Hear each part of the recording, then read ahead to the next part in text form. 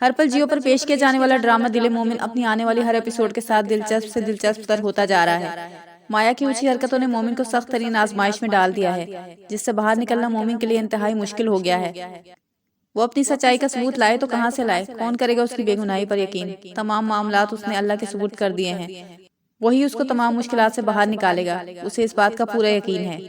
अब एपिसोड 24 में दिखाया जाएगा कि मोमिन के वालिद के इंतकाल के बाद मैयत के पास बैठा मोमिन रोते हुए अपने वालिद से कहेगा कि आप नाराज होकर चले गए, मेरे दुख कौन बांटेगा, कौन संभालेगा मुझे।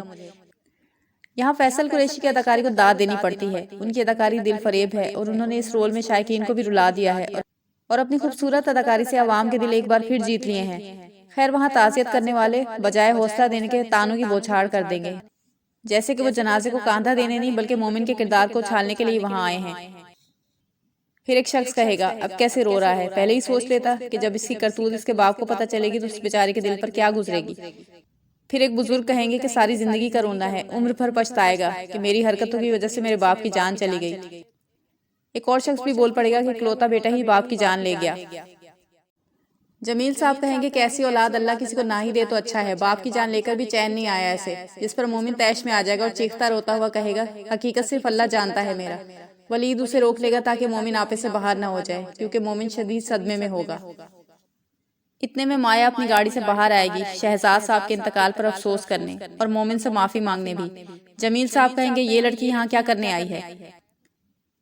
मोमिन भागता हुआ माया की तरफ बहुत गुस्से से आगे बढ़ेगा और कहेगा, क्या लेने आई हो यहाँ, पूरी दुनिया के सामने मेरा तमाशा लगा के मेरे जख्मों पर नमक छिड़कने आई हो।